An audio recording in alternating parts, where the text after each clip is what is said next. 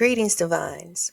This video is a part of my manifestation program where I help individuals unlock their magic and enhance their spiritual gifts.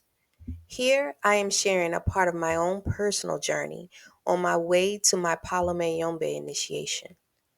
I am providing guidance on how some spiritual traits are innate and some people are just born with certain spiritual talents and gifts.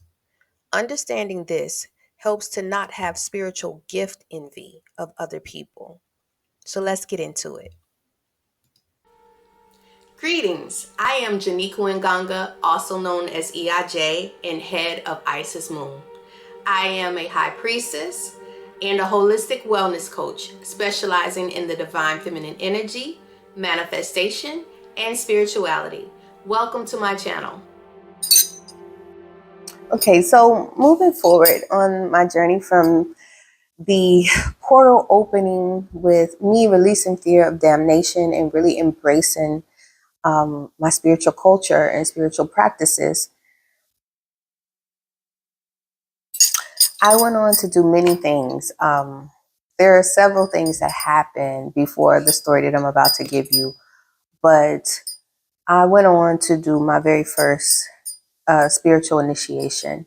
That initiation was in a Afro-Cuban tradition that we call Palo Mayombe. So I initiated to Palo, to the Impungo Insazi, which is loosely comparable to Shango in the Yoruba Orisha system. But that was my first initiation. And my godparents were an older couple, amazing. The woman was an African-American woman, and the man, the Tata, was Hispanic. I believe he was actually from Spain. I don't think he was from Cuba, but their lineage was from Cuba. And they were great. It was some things that I eventually had to leave with integrity. I left, but that they were a great set of godparents at the time for me. They were perfectly a good fit for me.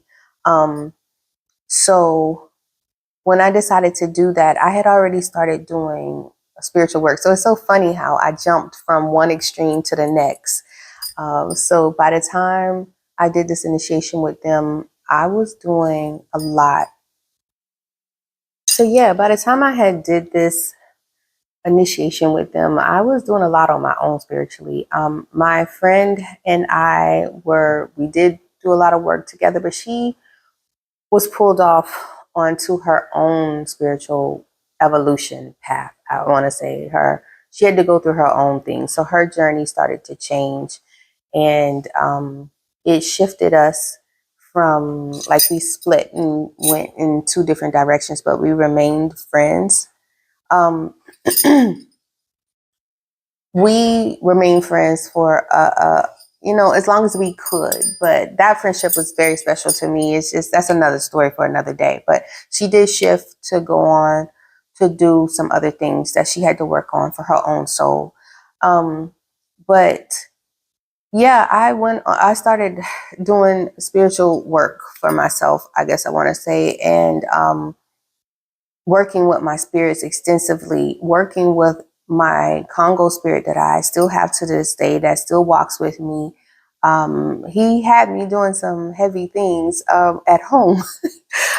So when I met my godparents who initiated me to Palo, I started telling them the things that I was already doing and the implements that I had already made for myself. And they were like, what? They were blown away, because a lot of these things only initiates know. And I wasn't an initiate at the time when I met them. I was just going by what my spirit was guiding me to do.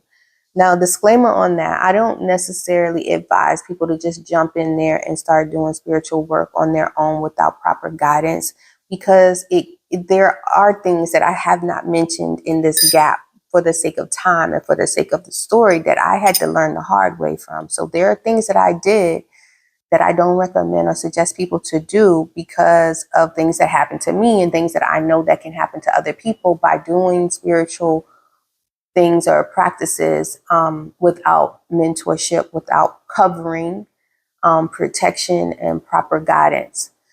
But I did. Needless to say, that's where I was. But I did speak to them about it, and they recognized that I had some connection with these Congo spirits, and I was gifted in a certain type of way.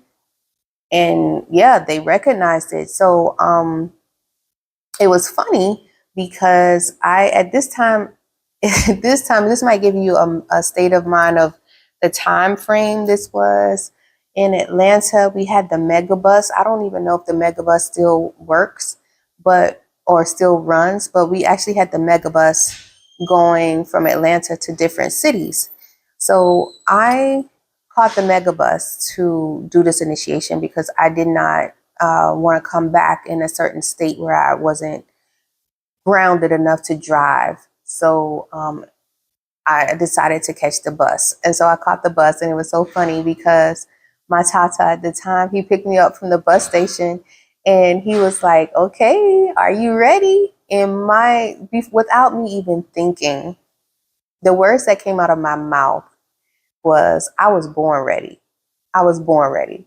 So it was so interesting that it was such a drastic extreme for me once we opened up this portal and I became connected to my spirits, because by this time I knew that this was for me. And I guess another quick story I don't think I've included yet is that the very first spell that I did worked amazingly, and it was a money spell, and it worked immediately, and it was powerful and impactful. And from that point, before I initiated Tapalo, when I did that spell, from that point, I knew I was born for this. I knew this was something this was me. Like, I feel like I had found myself in what I was supposed to be doing in the world. So I was so mystified by the magic of it all, and feeling like I had finally come home to myself. That when I met my godparents and we did this initiation, I knew I was born for this. So this is just to give you all guidance that there are certain people and certain things spiritually that is innate in you. It's a talent for certain people. So when you see other people doing things, that does not mean it's for you. Everything is not for everyone spiritually. You might see people reading tarot and they're amazing tarot readers, or they're amazing mediums. They're amazing at Reiki, healing, energetics, yoga, whatever it is. That person could be very talented at what they do, because that's what they do. That is innate. It's a natural born spiritual ability, where we all have spiritual abilities, but some people are naturally talented at it, and some people have to learn it. And it still doesn't mean you can't be talented. It's just that there's a difference when there's something that's a very natural thing. It comes off different to people. Like, you can see, like, you can tell, like, this person is a great cook. Like, you can't top her because this is what she do. Or she's a great singer. He's a great singer, and it's a natural gift. So it's important to know that, so we don't have gift envy, spiritual gift envy, and to know that you find what's meant for you. You find what you're talented at, or what you were born to do spiritually, what's your innate gifts that God and the goddess have implanted in you for this lifetime. And that's what you ride with, because everything can't be taught. So I can't teach you everything. I can't teach you something that is not necessarily your thing for you to, I'll put it this way. I can teach you some things or guide you and coach you in some things, but you may not be great at that thing unless it is your talent, or some innate gift a dormant gift maybe, that needs to come awake in you. So I shouldn't say you can't be taught. You can be taught. You can learn some things, but you may not be as great at it as some other people if that's not your thing, if it's not your innate gift. So it's important to know what you're born to do. And another quick metaphor I like to give people is when you see entertainers like Beyonce get on stage and she turns into someone else, or you see rappers get on the stage and they just like, as soon as they get that mic, they turn into someone else and they shine. That's how it is with your spiritual gifts. When you know this is your thing, you're going to grab hold to that thing and immediately you're going to start to shine. You're going to start to glow. It's your thing and people are going to be in awe. So yeah, remember that it's something that you will be born to do. And all you need is the right platform. All you need is the right platform, the right stage for you to shine in your spiritual gifts and abilities.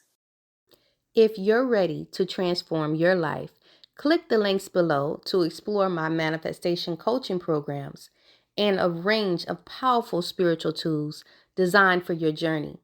From self-care products to one-of-a-kind jewelry, you'll find what you need to thrive.